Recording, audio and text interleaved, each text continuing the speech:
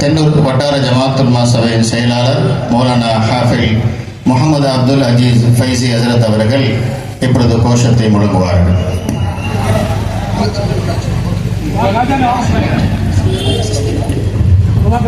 அஸ்ஸலாமு அலைக்கும் வரஹ்மத்துல்லாஹி வபரகாத்துஹு. பிஸ்மில்லாஹிர் ரஹ்மானிர் ரஹீம். கண்டிக்கிறோம் கண்டிக்கிறோம் கண்டிக்கிறோம் கண்டிக்கிறோம் ஒன்றிய அரசை கண்டிக்கிறோம். ஒன்றிய அரசை கண்டிக்கிறோம். ரத்து செய் ரத்து செய் ரத்து செய் ரத்து செய் வக்ஃப் திருத்த சட்டத்தை வக்ஃப் திருத்த சட்டத்தை ரத்து செய் ரத்து செய் ரத்து செய் ரத்து செய் அபகரிக்காதே அபகரிக்காதே அபகரிக்காதே அபகரிக்காதே வக்ஃப் சொத்தை அபகரிக்காதே வக்ஃப் சொத்தை அபகரிக்காதே அபகரிக்காதே அபகரிக்காதே அபகரிக்காதே அபகரிக்காதே இறைவன் சொத்தை அபகரிக்காதே. இறைவன் சொத்தை அபகரிக்காதே. இறைவன் சொத்தை அபகரித்தால் இறைவன் சொத்தை அபகரித்தால் அழிவு நிச்சயம் மறவாதே. அழிவு நிச்சயம் மறவாதே. இறைவன் சொத்தை அபகரித்தால் இறைவன் சொத்தை அபகரித்தால் அழிவு நிச்சயம் மறவாதே. அழிவு நிச்சயம் மறவாதே. வஞ்சிக்காதே வஞ்சிக்காதே வஞ்சிக்காதே வஞ்சிக்காதே முஸ்லிம்களை வஞ்சிக்காதே. முஸ்லிம்களை வஞ்சிக்காதே. பிரிக்காதே பிரிக்காதே பிரிக்காதே பிரிக்காதே மதத்தின் பெயரால் மக்களை பிரிக்காதே. மதத்தின் பெயரால் மக்களை பிரிக்காதே. வேறறுப்போம் வேறறுப்போம் வேறறுப்போம் வேறறுப்போம் வெறுப்பு அரசியலை வேறறுப்போம். வெறுப்பு அரசியலை வேறறுப்போம். காப்பாற்று காப்பாற்று காப்பாற்று காப்பாற்று அரசியல் அமைப்பு சட்டத்தை அரசியல் அமைப்பு சட்டத்தை காப்பாற்று காப்பாற்று. காப்பாற்று காப்பாற்று ஓங்கட்டும் ஓங்கட்டும் ஓங்கட்டும் ஓங்கட்டும் சமூக ஒற்றுமை ஓங்கட்டும். சமூக ஒற்றுமை ஓங்கட்டும். வெல்லட்டும் வெல்லட்டும் வெல்லட்டும் வெல்லட்டும் சமூக நல்லிணக்கம் வெல்லட்டும். சமூக நல்லிணக்கம் வெல்லட்டும். அஞ்ச மாட்டோம் அஞ்ச மாட்டோம் அஞ்ச மாட்டோம் அஞ்ச மாட்டோம் எதுவரையிலும் அஞ்ச மாட்டோம். இதுவரையிலும் அஞ்ச மாட்டோம். அஞ்ச மாட்டோம் அஞ்ச மாட்டோம் அஞ்ச மாட்டோம் அஞ்ச மாட்டோம் எதுவரையிலும் அஞ்ச மாட்டோம். இதுவரையிலும் அஞ்ச மாட்டோம். எதிர்ப்போம் எதிர்ப்போம் எதிர்ப்போம் எதிர்ப்போம் இறுதி வரை எதிர்ப்போம். இறுதி வரை எதிர்ப்போம். எதிர்ப்போம் எதிர்ப்போம் எதிர்ப்போம் எதிர்ப்போம் இறுதி வரை எதிர்ப்போம். இறுதி வரை எதிர்ப்போம். பணிய மாட்டோம் பணிய மாட்டோம் பணிய மாட்டோம் பணிய மாட்டோம். அடக்குமுறைக்கு பணிய மாட்டோம். அடக்குமுறையில் பணிய மாட்டோம். பணிய மாட்டோம் பணிய மாட்டோம் பணிய மாட்டோம் பணிய மாட்டோம். இன்ஷா அல்லாஹ் பணிய மாட்டோம். இன்ஷா அல்லாஹ் பணிய மாட்டோம். கண்டிக்கிறோம் கண்டிக்கிறோம் கண்டிக்கிறோம் கண்டிக்கிறோம். ஒன்றிய அரசை கண்டிக்கிறோம். ஒன்றிய அரசை கண்டிக்கிறோம். ரத்து செய் ரத்து செய் ரத்து செய் ரத்து செய் வக்ஃப் திருத்த சட்டத்தை வக்ஃப் திருத்த சட்டத்தை ரத்து செய் ரத்து செய். ரத்து செய் ரத்து செய். அவங்க மட்டும் அப்படியே உட்கார்ந்துருக்கு. அல்ஹம்துலில்லாஹ். அடுத்ததாக துவக்க உரை திருச்சி மாவட்ட ஜமாத்துல் உலமா சபையின் துணைத் தலைவர் மரியாதைக்குரிய மௌலானா முஃப்தி SAH உமர் ஃபாரூக் மதாஹிரி அவர்கள் துவக்க உரை வழங்குவார்கள்.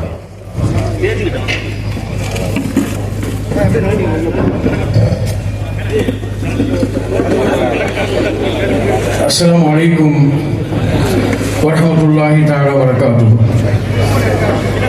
الحمد لله رب العالمين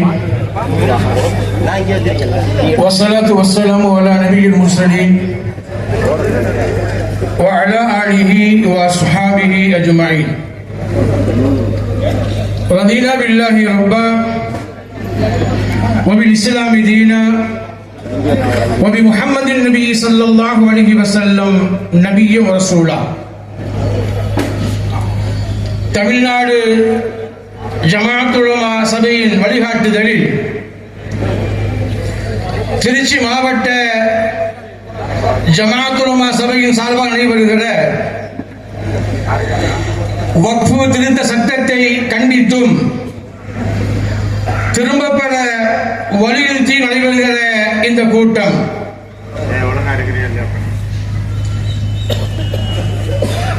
இந்த கூட்டத்திற்கு வருகையில் இருக்கிற உங்கள் அனைவரையும் வர இருக்கிற சமுதாய பெருமக்கள், பிரமுகர்கள் அனைவரையும் இந்த திருத்த சட்டம் கொண்டு வந்த பொழுது மக்களவையிலும் மாநிலங்களவையிலும் எதிர்ப்பாக குரல் கொடுத்த இந்திய நாட்டினுடைய இறையாண்மையை பாதுகாக்கிற வகையில் குரல் கொடுத்திருக்கிற மக்களவை மாநிலங்களவை உறுப்பினர்களுக்கும் பல்வேறு தளங்களிலே பல்வேறு களங்களிலே இந்த சட்டத்தை எதிர்த்து நடத்தி கொண்டிருக்கிற அருமையான சமுதாய பெருமக்களுக்கும் இந்த சட்டத்தை எதிர்க்கிற விஷயத்திலே இஸ்லாமிய பெருமக்களோடு கைகோர்த்து இருக்கிற ஏனைய சமுதாய பெருமக்களுக்கும் இந்த கூட்டத்தின் வாயிலாக நெஞ்ச நிறைந்த நன்றிகளையும் வாழ்த்துக்களையும் தெரிவித்துக் கொள்கிறோம். இரண்டாவதாக 1400 ஆண்டுகளுக்கு மேலாக சமுதாயத்தினுடைய மேம்பாட்டிற்காக வேண்டி, இந்த உம்மத்தினுடைய மேம்பாட்டிற்காக வேண்டி, பல்வேறு வகையான அறப்பணிகளுக்காக வேண்டி தன்னுடைய சொந்த சொத்துக்களை தானமாக, தர்மமாக, ஹிபாவாக, இனாமாக, வக்ஃபாக வழங்கிய அனைத்து முன்னோர்களுக்கும்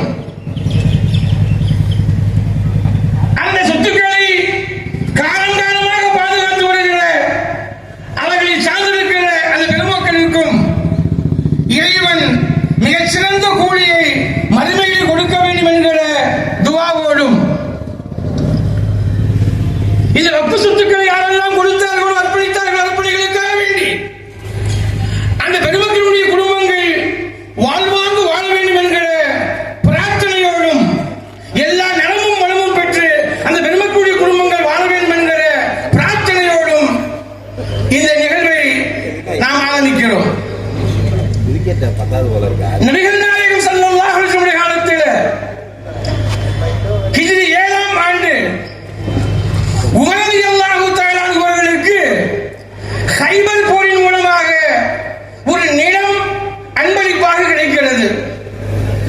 அப்படி கிடைத்த பொழுது அந்த நிலத்தை பெற்றுக்கொண்ட உமர் ரலியல்லாஹு தஆலா அவர்கள் பெருமானாரை அணுகி, யா ரசூலல்லாஹ் ஸல்லல்லாஹு அலைஹி வஸல்லம் அவர்களே, என்னிடம் இருக்கிற சொத்துக்களிலேயே ஆக மதிப்பானது சொத்துத்தான், எனக்கு பிரியமான சொத்து இதுதான்.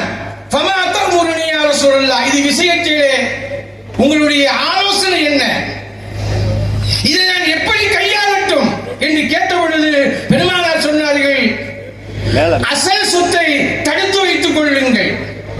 நீங்கள் விரும்புகிற பொழுது அசல் சொத்தை இன்ஷித்த ஹசித்த அஸ்லஹா, அசல் சொத்தை தடுத்து வைத்துக் கொள்ளுங்கள். வதசத்தத் பிஹா, அதன் மூலமாக கிடைக்கக்கூடிய வருமானங்களை, அதன் மூலமாக கிடைக்கக்கூடிய விளைபொருட்களை, அதன் மூலமாக கிடைக்கக்கூடிய விவசாய பொருட்களை, அதன் மூலமாக கிடைக்கக்கூடிய கனிவர்க்கங்களை நீங்க சதக்கா செய்யலாம் என்று சொல்லிவிட்டு பெருமானார் ஸல்லல்லாஹு அலைஹி வஸல்லம் மேலும் சொன்னார்கள், அன்னஹு லா யுபாஉ, இறைவனுக்காக வேண்டி வக்ஃப் செய்யப்பட்டிருக்கிற சொத்துக்கள் ஒரு பொழுதும் விற்கப்படக்கூடாது. வலா யூஹபு, அதை யாருக்கும் தானமாக, தர்மமாக கொடுக்க கூடாது. வலா யூரசு, அதிலே யாரும் வாரிசுரிமை கொண்டாட முடியாது. இதிலிருந்துதான் வக்ஃப் சொத்துக்களுடைய சட்டம் ஆரம்பமாகிறது. வக்ஃப் சொத்துக்களை யாரும் விற்கவோ வாங்கவோ முடியாது. வக்ஃப் சொத்துக்களை யாருக்கும் யாரும் தானமாக கொடுத்து விட முடியாது. வக்ஃப் சொத்துக்கள் என் தாதா கொடுத்தது, நன்னா கொடுத்தது என்கிற யாரும் பரம்பரையாக அதற்கு வாரிசுரிமை கொண்டாட முடியாது. அதிலிருந்துதான் வக்ஃப் சட்டங்கள் உருவாகிறது. இந்த வக்ஃப் என்பது ஏழைகளுக்கு, இல்லாதவர்களுக்கு, வறியவர்களுக்கு, வெளிமனித மக்களுக்கு, சமுதாயத்தினுடைய பிரமுகர்கள், இது யாருடைய சொத்தையும் எடுத்து யாருக்கும் கொடுத்ததல்ல, அரசாங்கம் கொடுத்ததல்ல. தன்னுடைய சொந்த சொத்துக்களை இந்த மக்களுடைய தேவைக்காக வேண்டி அர்ப்பணித்திருக்கிற அந்த பெருமக்கள் எந்த நோக்கத்திற்காக வேண்டி கொடுத்தார்களோ, அது பள்ளிவாசலாக இருக்கலாம், மதரசாவாக இருக்கலாம், கான்காக்களாக இருக்கலாம், தர்காக்களாக இருக்கலாம், சாவடிகளாக இருக்கலாம், சத்திரங்களாக இருக்கலாம், ஆசுகளாக இருக்கலாம். இந்த வக்ஃபை செய்கிற பொழுது, அதை தானமாக கொடுக்கிற பொழுது, அர்ப்பணிப்பு செய்கிற பொழுது, அதை கொடுத்தவர் என்ன நியத்தில் கொடுத்தாரோ அது கியாமத்து நாள் வரையிலும் நடைமுறைப்படுத்தப்பட வேண்டும். இது வக்ஃப் சொத்தினுடைய சட்டம். 1400 ஆண்டுகளுக்கு மேலாக ஏறத்தாழ ஹிஜ்ரி 7ஆம் ஆண்டிலே நடைபெற்ற வக்ஃப் இன்றைக்கு 1446ஆம் ஆண்டு. இதே அடிப்படையில் தான் உலகம் முழுக்க வக்ஃப் சொத்துகள் பாதுகாக்கப்பட்டு பராமரிக்கப்பட்டு வருகிறது. இதுல 2023 டிசம்பர் 8ஆம் தேதி பிஜேபியை சேர்ந்திருக்கிற ஹரிநாத் சிங் என்பவர் ஒரு வக்ஃப் சம்பந்தமாக ஒரு தனிநபர் மசோதாவை கொண்டு வருகிறார். அப்படி கொண்டு வருகிற பொழுது 2 விஷயங்களை சொல்லுகிறார். முதலாவதாக வக்ஃப் வாரியம் தேவையில்லை, சென்ட்ரலி மத்திய வக்ஃப் வாரியம் தேவையில்லை, மாநில வக்ஃப் வாரியம் தேவையில்லை, வக்ஃப் வாரியம் முழுவதுமாக கலைக்கப்பட வேண்டும். முதலாவது தனிநபர் மசோதா. இரண்டாவதாக வக்ஃப் சொத்துக்களை பொது சொத்துக்களாக ஆக்க வேண்டும். எப்படி ராணுவ சொத்துக்கள் பொது சொத்துக்களாக இருக்கிறதோ, ரயில்வே சொத்துக்கள் பொது சொத்துக்களாக இருக்கிறதோ, அதுபோலவே வக்ஃப் சொத்துக்களும் பொது சொத்துக்களாக ஆக்கப்பட வேண்டும் என்று என்ன அர்த்தம்? எப்படி ராணுவ சொத்துக்கள் மத்திய அரசிடம் இருக்கிறதோ, ரயில்வே சொத்துக்கள் மத்திய அரசிடம் இருக்கிறதோ, அதுபோலவே வக்ஃப் சொத்துக்களும் மத்திய அரசுடைய கட்டுப்பாட்டில் இருக்க வேண்டும் என்ற தனிநபர் மசோதா. கண்ணியமான பெருமக்களே, இந்த மசோதா தாக்கல் செய்யப்பட்ட பொழுது மிகப்பெரிய அமளி ஏற்பட்டது, மிகப்பெரிய கூச்சல் ஏற்பட்டது. இந்தியாவுடைய இறையாண்மைக்கு அறைகூவல் விடுக்கப்பட்டதாக எதிர்க்கட்சிகளால் கர்ஜிக்கப்பட்டது. எனவே நிலைக்குழுக்கு அனுப்பப்பட்டு அந்த நிலைக்குழுவிலும் கூட நகைத்தனமாக ஆளுங்கட்சியைச் சேர்ந்த நண்பர்கள் அதிகமாக்கப்பட்டு எதிர்க்கட்சியினுடைய குரல்வளைகள் கருத்துக்கள் எல்லாம் நசுக்கப்பட்டு 2025 ஏப்ரல் மாதம் 3ஆம் தேதி மாநிலங்களவையிலும் மக்களவையிலும் ஒப்புதல் பெறப்பட்டு அவசரமாக ஜனாதிபதியுடைய பார்வைக்கு அனுப்பி வைக்கப்பட்டு ஜனாதிபதியும் இந்த மசோதாவிற்கு அனுமதி கொடுத்திருக்கிறார். வக்ஃப் சட்டங்கள் அந்த வரைவு மசோதா திருத்த மசோதாவிற்கு அனுமதி கொடுத்திருக்கிறார். இதுவரையிலும் ஏறத்தாழ 10 முறை வக்ஃப் சட்டங்கள் திருத்தப்பட்டிருக்கிறது. 10 முறை வக்ஃப் சட்டங்கள் திருத்தப்பட்டிருக்கிறது. ஆனால் இந்த முறை திருத்தியதற்குத்தான் பயங்கரமான கண்டன குரல்கள். ஏன் இந்த கண்டன குரல்? ஏற்கனவே 10 முறை திருத்தப்பட்டிருக்கிறது, அதுபோல இதுவும் 11வது முறை திருத்தப்பட்டிருக்கிறது என்கிற போக்கிலே போய்விட முடியாது. இதுவரை 10 முறை திருத்தப்பட்டிருக்கிற வக்ஃப் சட்டங்கள் அனைத்தும் வக்ஃப் சொத்துக்களை பாதுகாப்பதற்காக வேண்டி. ஆனால் இன்றைக்கு நிறைவேற்றப்பட்டிருக்கிற 2025 வக்ஃப் திருத்த மசோதா என்பது திருத்த சட்ட மசோதா இல்ல, மாறாக வக்ஃப் சொத்துக்களை திருத்த மசோதா என்ற அடிப்படையில் தான் நாம் இதை எதிர்க்கிறோம். இதுல சென்ட்ரல் வக்ஃப் கவுன்சில் போர்டு இருக்குது, 22 பேர் உறுப்பினர்களாக இருப்பார்கள். ஸ்டேட் போர்டு இருக்குது, அதுல 11 உறுப்பினர்களாக இருப்பார்கள். அனைவரும் முஸ்லிம்களாக இருப்பார்கள். அருமையான பெருமக்களே, எப்படி இந்த அறநிலையத்துறையிலே அறநிலையத்துறையுடைய கட்டுப்பாடு இருக்கக்கூடிய கோவில்களிலே இந்துக்களை தவிர வேறு யாரும் நிர்வாகிகளாக வர முடியாதோ? அது மாத்திரமல்ல, இந்துக்கள் என்றால் எல்லா இந்துக்களும் அல்ல, மாறாக இந்து பெருமக்களுடைய அந்த கலாச்சாரங்களை, அந்த பெருமக்களுடைய கோயில்களை யாரெல்லாம் கட்டி காக்கிற கோயில்கள் இருக்கிறார்களோ அவர்கள்தான் இந்து கோயில்களுக்கு நிர்வாகிகளாக, இந்து அறநிலையத்துறைக்கு நிர்வாகிகளாக வர முடியும். ஆனால் இதை சொல்லுகிற மத்திய அரசு வக்ஃப் திருத்த சட்ட மசோதா எப்படி சொல்லியிருக்கிறது?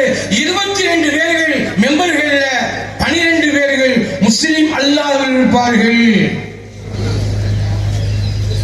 முஸ்லிம்கள் அல்லாதவர்கள் சென்ட்ரல் வக்ஃப் போர்டுல 22 பேர்கள் சொன்னா அதில் 12 பேர்கள் முஸ்லிம் அல்லாஹ் இருப்பார்கள். ஸ்டேட் போர்டுல தமிழ்நாடு வக்ஃப் வாரியத்தில் 11 உறுப்பினர்கள் எம்பிக்களாக இருப்பார்கள், எம்எல்ஏவாக இருப்பார்கள், அல்லது கலப்பணியாளர்களாக இருப்பார்கள். இப்படி 11 உறுப்பினர்கள். அந்த 11 உறுப்பினர்கள் 7 பேர் முஸ்லிம் அல்லாதவர்களாக இருப்பார்கள் என்கிற அந்த செய்தி. இப்ப என்னவாகும்? எப்படி வரி முசராவுல ஸ்டாண்டிங் கமிட்டியில அதிகமான நபர்கள் ஆளுங்கட்சி சென்றவர்கள் அதன் காரணமாக ஸ்டாண்டிங் கமிட்டியில வரைவு குழுவுல எதிர்ப்பு கூட எழுப்பியும் கூட அது நசுக்கப்பட்டதோ, அதுபோலவே வக்ஃப் சொத்துக்களை பற்றி உரிமை வருகிற பொழுது முஸ்லிம் அல்லாதவர்கள் அதிகப்படியான எண்ணிக்கையில் மெம்பர்களாக இருப்பார்கள். ஆனால் வக்ஃப் சொத்துக்கள் பாதுகாக்கப்படாது என்கிற செய்தியை நாம் வழங்கணும். ஏறத்தாழ 115 திருத்தங்கள் செய்யப்பட்டிருக்கிறது. அந்த திருத்தங்களில் ஒரு திருத்தம் உங்களுக்கு ஆச்சரியமாக இருக்கும். வக்ஃப் பை யூசரி என்கிற ஒரு லா ஒன்று இருக்குது. காலம் காலமாக பயன்படுத்தப்பட்டு வருகிற வக்ஃப் சொத்துக்கள், பள்ளிவாசல்கள் எந்த டாக்குமெண்ட்ஸும் இருக்காது, ஆனால் 100 ஆண்டுகளுக்கு மேலாக அது பள்ளிவாசலாக பயன்படுத்தியிருப்பார்கள். தர்காக்கள், ஆசுகானாக்கள், சத்திரங்கள், சாவடிகள் இப்படி 100 ஆண்டுகளுக்கு மேலாக பயன்படுத்தி இருப்பார்கள். ஆனா எந்த ஆவணங்களும் இருக்காது. என்ன ஆவணங்கள்? அது அந்த பள்ளிவாசல்கள் இருக்கக்கூடிய ஆவணங்களாக இருக்கட்டும், துணை ஆவணங்களாக இருக்கட்டும், பட்டாபத்திரமாக இருக்கட்டும், பாலப்பதிவுகளாக இருக்கட்டும், எதுவுமே இருக்காது. இப்ப சட்டம் என்ன சொல்லுது? உங்களுடைய சொத்துக்கள் வக்ஃப் ப்ரோஃபார்மாவுல, இப்ப எங்களுடைய கலிஃபா பள்ளிவாசல் ஜிஎஸ் நம்பர் 733 வக்ஃப் ப்ரோஃபார்மாவுல இந்த கலிஃபா பள்ளிவாசல் வக்ஃபுடி பள்ளிவாசலாக இருக்கும். ஆனால் அதுக்கு எந்த விதமான டாக்குமெண்ட்ஸும் இருக்காது. இது வக்ஃபை யூசரின் அடிப்படையிலே இதை வக்ஃபை காலம் காலமாக நூற்றுக்கணக்கான ஆண்டுகளுக்கு மேலாக பயன்படுத்தப்பட்டிருக்கிறோம். ஆனா சரியான ஆவணங்கள் இல்லைன்னு சொன்னா அது வக்ஃப் சொத்துக்களாக கருதப்படாதுன்னு சொன்னா 100 ஆண்டுகளுக்கு மேலாக, 500 ஆண்டுகளுக்கு மேலாக, 700 ஆண்டுகளுக்கு மேலாக, இந்தியா முழுக்க 1400 ஆண்டுகளுக்கு மேலாக பயன்படுத்தப்பட்டு வந்து கொண்டிருக்கிற பள்ளிவாசல் நிலைமை என்னவாகிறது? தர்காக்கள் நிலைமை என்னவாகுவது? ஹாங்காங் நிலைமை என்னவாகுவது? மதரசாக்கள் நிலைமை என்னவாகுவது என்கிற அடிப்படையிலே தான் இதற்கு வலுவான கண்டனங்களை நாம் தெரிவித்துக் கொண்டிருக்கிறோம். இதுல இன்னொரு கூத்து என்னன்னா, வக்ஃப் சொத்துக்கள் ஏதாவது பிரச்சனை ஏற்படுமேயானால், என்ன பிரச்சனை?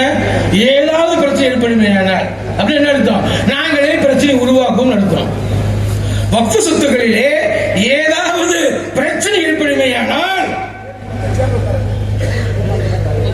அது வக்ஃப் சொத்தா இல்லையா என்கிற தீர்மானிக்கிற பொறுப்பு மாவட்ட ஆட்சித்தலைவருக்கு உண்டு.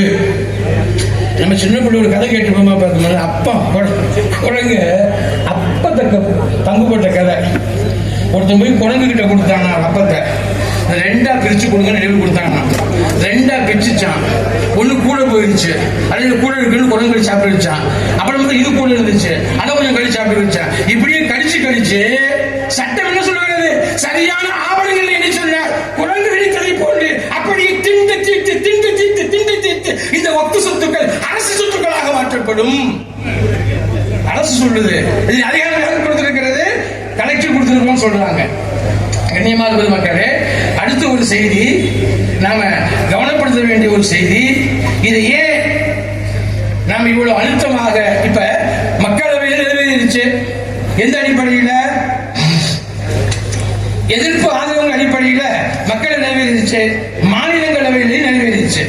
ஆனால் எந்த அடிப்படையில் இன்றைக்கு முஸ்லிம் பர்சனல் லா போர்டாக இருக்கட்டும், அல்லது இந்தியன் முஸ்லிம் லீக்காக இருக்கட்டும், எஸ்டிபியாக இருக்கட்டும், தமுகவாக இருக்கட்டும், அல்லது பல்வேறு ஏறத்தாழ 11 வழக்குகள் போடப்பட்டிருக்கிறது. இந்த சட்டத்தை ஏற்று 12 வழக்குகள் போடப்பட்டிருக்கிறது. இந்த 12 வழக்குகள் நிலைமை என்னவாகும்?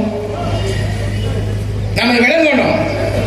நம்முடைய குரல்கள் அழுத்தமாக இருக்குமேயானால், நம்முடைய குரல்கள் ஆழமாக இருக்குமேயானால், இங்கே இருக்கக்கூடிய ஒவ்வொருவரும் பள்ளிவாசல் சொல்லக்கூடிய மக்கள், வக்ஃப் சொத்துக்கள் சொல்லக்கூடிய மக்கள் என்கிற எண்ணம் மேலும் இருக்குமேயானால் நமக்கு இந்த சிந்தனை இருக்கணும். நாட்டின் அரசாட்சியை விட அரசமைப்பு சட்டம் மேலானது. மக்களவை மாநிலங்களை தீர்மானிப்பது என்பது எண்ணிக்கையை வைத்து, ஆனால் நீதிமன்றம் இருக்கிறது அல்லவா, அது எண்ணிக்கை வைத்து அல்ல, இந்தியாவுடைய அரசியல் சட்டத்தை அடிப்படையாக தீர்மானிக்கும். இந்தியாவுடைய அரசியல் சட்டம் என்ன சொல்லுகிறது? 25 சட்டத்துல